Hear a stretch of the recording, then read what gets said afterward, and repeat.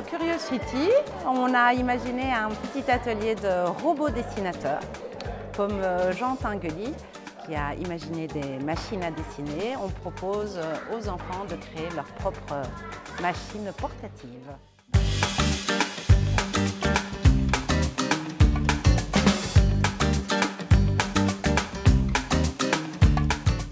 On fait un jeu de pistes à travers les grands codes secrets qui ont traversé l'histoire. Donc on démarre à l'Antiquité et on va tout doucement on passe par la machine Enigma et alors on frôle légèrement parce que c'est des enfants. Tout ce qui est le RSA, donc les codes de maintenant en apprenant les nombres premiers.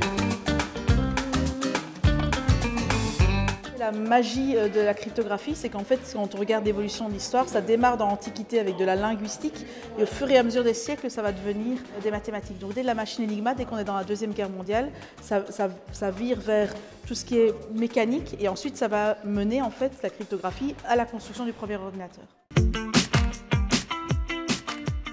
Ici, tout d'abord, c'est un Fab Lab, un laboratoire de fabrication.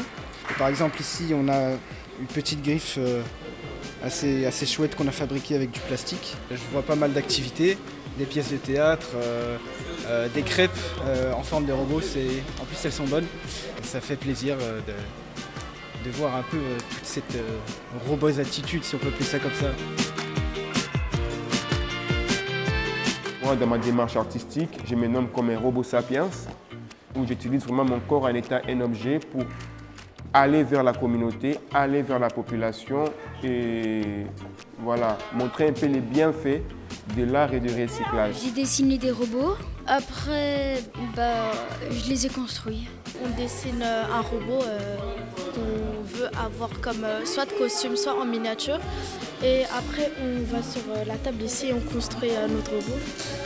Ça c'est mon robot Didier, je l'ai fait parce que j'aimais bien les DJ et j'ai pris du bleu parce que c'était ma couleur préférée.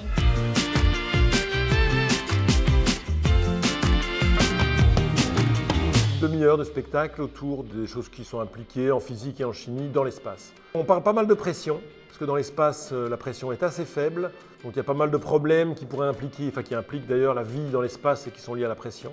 Voilà, on va pas là-haut, mais enfin presque. Les gens sont très attentifs et ils sont assez joyeux de voir ce qu'on propose sur la scène.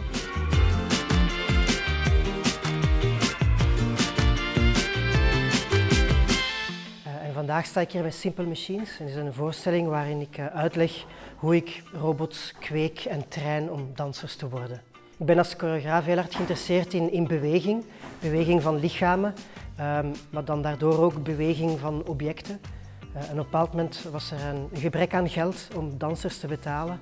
En dacht ik, als ik dan objecten kan laten bewegen, dan wordt dat ook een soort van hedendaagse of futuristische dans.